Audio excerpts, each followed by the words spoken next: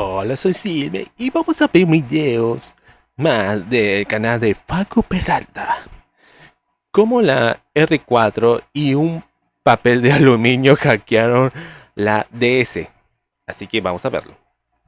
La Nintendo DS es la consola portátil más vendida de toda la historia. Sí, y es tiene la razón. segunda consola más vendida en general. Ajá. Revolucionaria en su momento debido a sus dos pantallas y muy exitosa debido a su gran catálogo de juegos. Pero uno de los factores que también influyó mucho en el éxito de la DS fue la piratería. Exacto. Y hubo muchísimas formas de hackear la DS. ¡Wow! Se usaron cartuchos de Game Boy, se usó Wi-Fi y como a muchas de las consolas de Nintendo, a la DS también la hackearon con algo muy XD, que en este caso fue un pedazo de papel de aluminio. Y obviamente también se usaron las míticas tarjetas R4. Quédate en este video. Eso sí son míticas, amigo.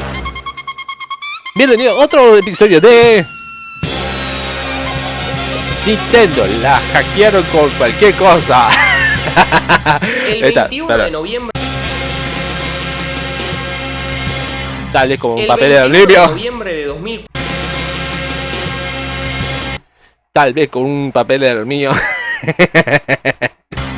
El 21 de noviembre de 2004 salió al mercado la Nintendo DS, la nueva consola portátil de Nintendo que casi sin saberlo iba a darle un éxito sin precedentes a la compañía. En el mercado de las consolas de sobremesa, una revolución para los juegos, videojuegos. Sus últimas dos consolas, la Nintendo 64 y la GameCube, si bien no creo que puedan considerarse fracasos comerciales, sus números de ventas estuvieron bastante lejos de las expectativas de Nintendo. Bueno, decente pero nada más. por otro lado, en el mercado de las consolas portátiles, Nintendo tenía una racha muchísimo mejor. Desde la primer Game Boy que la venían rompiendo. Y sí, ya sé que en el mercado de las portátiles Nintendo también tenía competencia, como la Sega Game Gear, la Sega Nomad, la Atari Lynx, la Neo Geo Pocket y hasta la Gamecom. Siento que... Pero nunca superaron la Game Boy. Pero la esa de la Sega, pinche madre, boludo. Es buena, pero muchas pilas, amigos, muchas pilas. Hace 4 videos seguidos que vengo nombrando a la Gamecom. Pero la verdad es que estas consolas pudieron hacer muy poco frente a las de Nintendo. Pensar en juegos portátiles era pensar en Nintendo. Y como dije, la compañía siempre tuvo una racha excelente. Tuvieron los Game & Watch, la primer Game Boy, la Game Boy Color, la Game Boy Advance. Y todas fueron éxitos de ventas y súper bien recibidas por la comunidad. Pero después del gran éxito de la Game Boy Advance, Nintendo dijo... nos falta algo. ¿Y saben qué es eso? Una pantalla más. Y así fue como se gestó la DS, la consola portátil de Nintendo que abandonó el nombre de Game Boy porque venía a traer una experiencia completa. Che, Facu, diciendo, ¿quién fue el creador? ¿Quién fue el creador? ¿Quién le tuvo la idea de la pantalla táctil? Completamente nueva. Obviamente lo que más llamó la atención al principio fueron sus dos pantallas. Pero la consola tenía mucho más que solo eso. Incorporó una batería recargable, dejando así de lado la dependencia a las pilas que tenían las consolas anteriores. Tenía Wi-Fi, tenía pantalla táctil. Y en esa época las pantallas táctiles estaban lejísimos de ser lo que son ahora. Muchas veces se usaban más que nada como un gimmick para llamar la atención, porque su funcionalidad dejaba bastante que desear. Pero la pantalla de la DS funcionaba muy bien, sobre todo si tenemos en cuenta que es un aparato de hace casi 20 años. Exacto. 2004 fue hace casi 20 años. Y la DS fue un éxito total. Como dije, Paco, no me venga con esa cara de... 2004 fue hace casi un aparato de hace casi 20 años. Loco, 2004 fue hace casi 20 años. Paco, no me asustes así, amigo, no me asustes así. Mira el Megu que tiene, papá, mira. Y la DS Paco, no me necesitas así. Total. Como dije, la segunda consola más vendida de la historia. Gran parte de su éxito se debe a su gran catálogo de juegos. Muchas sagas muy buenas comenzaron en la DS, además de que también tuvo continuaciones muy buenas a sagas ya existentes. Y Nintendo también se esforzó en promocionar la consola como algo más casual. No solo era para gente que estaba metida en el mundo de los videojuegos, sino que cualquiera podía disfrutar de una DS. Juegos como Nintendox podían ser disfrutados por cualquiera. cualquiera. Eran fáciles de entender y de jugar. Y sí, algunos podrán decir que cosas como Nintendox no son juegos, son más una actividad. Pero bueno, esa actividad es el segundo juego más vendido de toda la consola. Y no se enojen cuando digo que la Nintendo DS era casual. Ser casual no necesariamente es malo. Simplemente quiere decir que el producto estaba diseñado para llegar al mayor público posible. Pero bueno, este enfoque casual, más la facilidad para programar, más las altas ventas, hicieron que todas las compañías llenaran a la DS de juegos. Esto es bueno porque hizo que la DS terminara teniendo un montón de juegazos, pero al haber tantos, también había cosas muy cuestionables. Pero ahora vamos a lo que nos importa, porque otro de los grandes motivos del éxito de la DS fue la piratería. Y casi desde su lanzamiento, al fin el tema fue hackeada por mucha gente. Al fin llegamos al tema principal. De muchas maneras diferentes. Así que ahora vamos a repasar un poco de la historia. En febrero de 2005, a muy pocos meses del lanzamiento de la consola, ya se había encontrado una forma de vulnerar su seguridad. El hacker Dark Fader, junto con dos amigos, desarrolló un chip al que terminaron llamando el PASMI, que se aprovechaba del puerto para cartuchos de Game Boy de la DS. Básicamente, agarrabas este chip, le soldabas un cartucho original de DS y lo insertabas en el slot. La DS iba a reconocer el juego que estaba soldado en el chip, pero cuando quisiera jugarlo, el chip se activaba y redireccionaba la consola para que corriera lo que hubiera en el segundo slot para juegos de la Nintendo DS, el slot para cartuchos de Game Boy Advance. Y como el cartucho soldado al chip era original, la consola ya había realizado todas las verificaciones de seguridad que necesitaba, y ahora que había sido redireccionada, iba a correr cualquier cosa que hubiera dentro del cartucho de Game Boy. Sonó re vivo, boludo.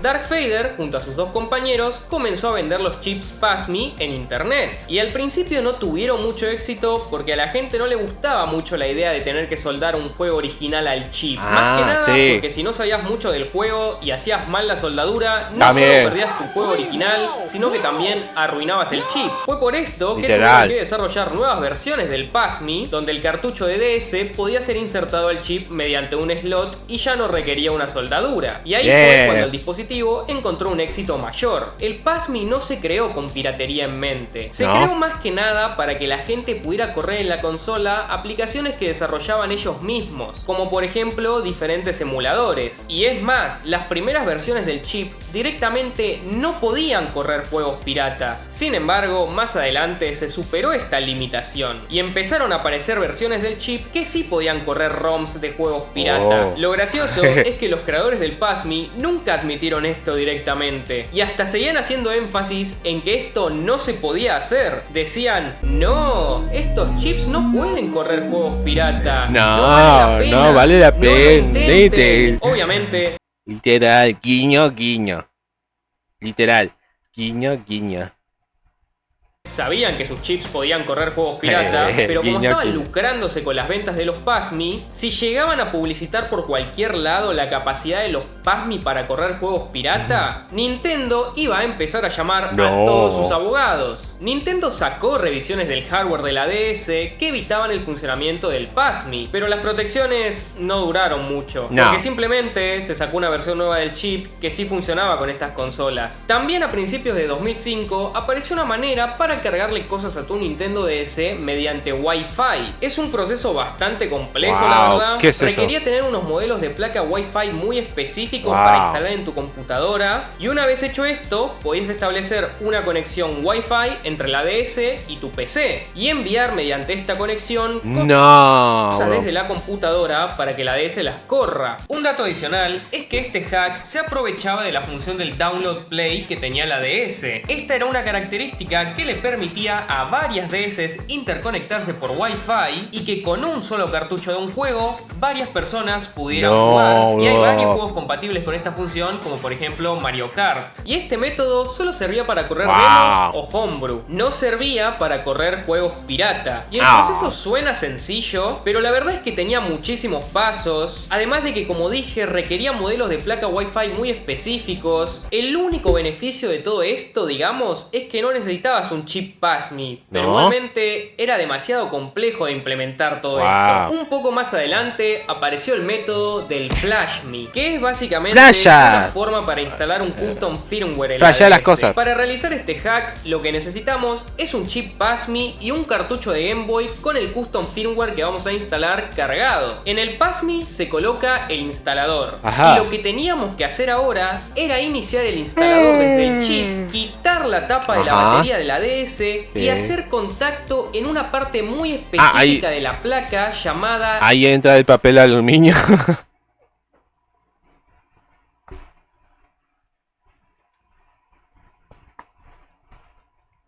Ahí entra el papel de aluminio. Podemos hacer contacto con cualquier cosa conductora, pero lo que más solía usarse era un papel de aluminio. Con esto hecho, se desactivaba una protección de la DS que permitía sobreescribir la BIOS. Y ahora podemos instalar el firmware que contenía el cartucho de Game Boy. Lo bueno de esto es que después de realizar la instalación, ya no necesitábamos más el chip PASMI, porque ahora, con este nuevo custom firmware que visualmente era igual al original, podíamos correr Homebrew directamente el cartucho de Game Boy cuando quisiéramos, sin necesidad de un chip. Y sí, el método FlashMe tenía margen de error, y si la consola se apagaba durante la instalación, por ejemplo, quedaba briqueada. Esto pasaba porque le había sacado el firmware de fábrica a la consola y el nuevo no se había llegado a instalar todavía. Así que básicamente la consola quedaba sin sistema y no había forma de revivirla. Por aproximadamente un año, los chips PASMI y el método de FlashMe fueron refinándose cada vez más. Y también iban adaptándose a las nuevas revisiones de hardware que iba sacando Nintendo de la consola. Pero en enero de 2006 se dio un gran paso, porque se logró craquear completamente la seguridad de los cartuchos de DS. Esto significaba que ya no hacía falta ni el chip PASMI, ni el Wi-Fi, ni el papel de aluminio, ni cualquier otro ritual medieval para correr Homebrew en la consola. ¿Ahora qué pasó? Con este crack descubierto, se abrió la posibilidad de poder correr cosas directamente desde el cartucho de Game Boy cuando quisiéramos y como quisiéramos, sin la necesidad de que tengamos que tener un juego original insertado en la consola. A esta tecnología se la denominó como el No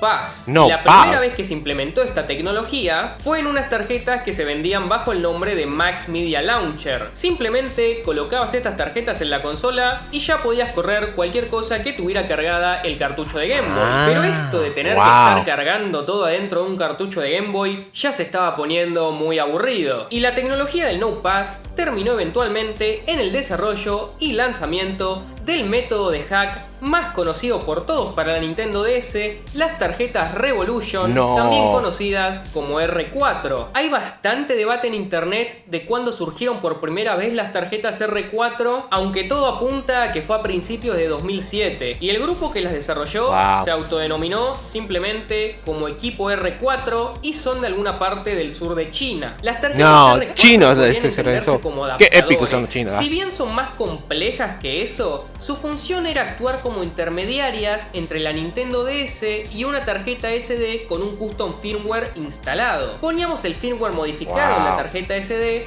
junto con todos los juegos piratas o homebrew que quisiéramos correr, colocábamos la tarjeta en la R4 y listo. Y las tarjetas R4 fueron un éxito. Y fueron los que realmente llevaron a su punto máximo a la piratería en la DS. Estoy seguro que por lo menos en Latinoamérica todas las personas con una DS tenían una R4. Si bien las tarjetas R4 mayormente se usaron para correr juegos pirata, tenían muchas más funcionalidades que solo eso. Como dije, corrían homebrew, corrían emuladores, podían correr reproductores de video, etc. Cargarle ROMs piratas a las tarjetas era decisión del usuario final, por lo que en teoría estas tarjetas son legales. Pero en Nintendo veían las cosas de otra forma e hicieron lo que mejor saben hacer: demandar. Y sorprendentemente, Nintendo ganó y lograron prohibir las tarjetas R4 en varios países: Japón, China, Francia, Alemania, Italia, Corea del Sur. Japón, China, Francia, Alemania. Si pongo lo que quiero, pongo acá, me cancela.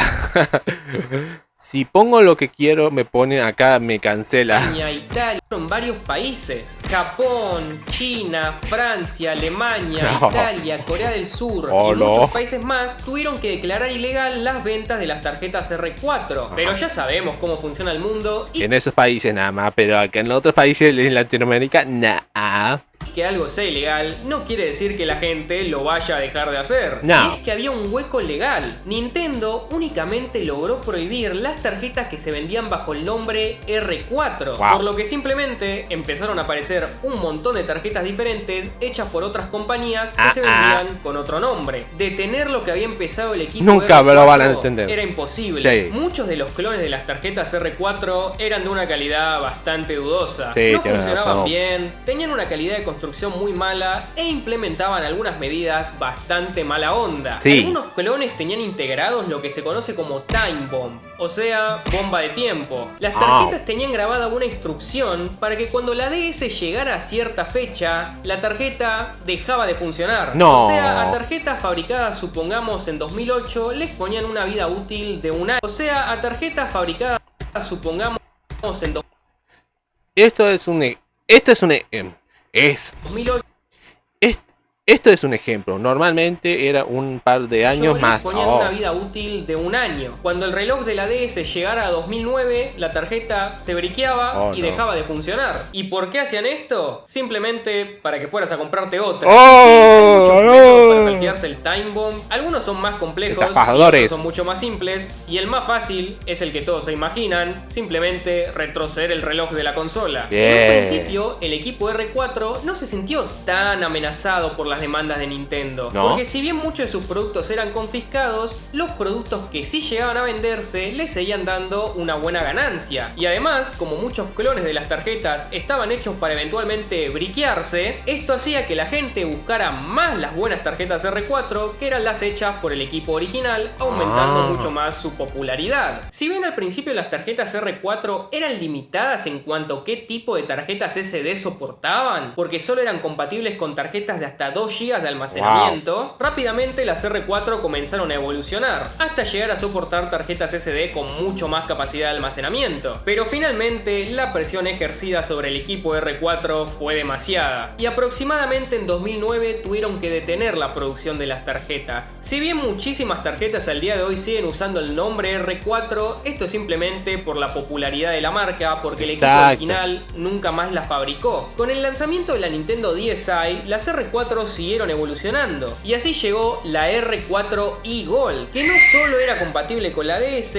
sino que también funcionaba en todos los modelos anteriores de la consola. La R4i era más estable, tenía tiempos de carga más rápido y tenía mucha más compatibilidad, y por mucho tiempo fue la tarjeta más buscada por la gente que quería hackear su consola. Y sí, eventualmente también fue adaptada para funcionar con la 3DS. Si les interesa, tengo un video hablando sobre la piratería en la 3DS. Próximamente, vamos a ver esto. Es muy divertido, vayan a verlo. Y aunque Nintendo logró desarmar al equipo R4 original, no estuvo ni cerca de poder parar a todo el resto de personas que estaban lanzando clones de las tarjetas R4. Y el tema de estas tarjetas es inmenso. Hay modelos infinitos de las tarjetas R4. Hay mejores, hay peores, hay con más funcionalidades, hay con menos funcionalidades, pero no vamos a profundizar en detalles porque en la base son todos lo mismo. Una llave para hacer que la DS corra cosas cargadas en la tarjeta SD. Transición. Y esa fue la historia de cómo se hackeó la DS. ¿Cuál es la moraleja de este video? Que no importa qué tanto quieras cambiar el mundo, nunca vas a poder escaparte de una demanda de Nintendo. Pueden ir a seguirme a Instagram, también pueden ir a seguirme a Twitter. Recomiendo que vayan a seguirme a Twitter. Y si quieren, también pueden ir a echarle un ojo a mi Patreon. Les mando un beso a todos. Nos vemos. Chao. Y llegó la hora del saludo semanal a los Patreons. Muchísimas gracias. Precisamente vamos a reaccionar de una foto de español y un GTA hackeó la PSP. Y como un imán y un ninja hackearon la 3DS. Próximamente, no sé cuándo lo voy a reaccionar, pero vamos a verlo. Así que... Gracias a BD-Tech, Joco Max, Alberto Marín Blanco, Melvin Hidalgo Águila. Bueno. Así que... voy a dejar los enlaces originales de este video como el canal de Facu Peralta. Vayan al video original. dale like, comparte, suscriban y comente como mi canal, como el video que estamos reaccionando, comente algo. A mí también ayúdenme. Así que comenten, comparten, suscriban si quieren, dale like, así ayudan a Facu Peralta también. Y como digo yo siempre, si quieren liberar su consola, libérenlo, pero acuérdense que fueron ustedes que querían hacer eso. Yo también tengo que liberar. Ah, bueno, me gustaría liberar la PlayStation 4 que tengo acá, pero nah, todavía no, es demasiado pronto. Cuando consiga una, no sé, la versión vieja, la libero. Así que, como digo yo siempre, yo fui Siley y nos vemos en un próximo video. Chao, chao.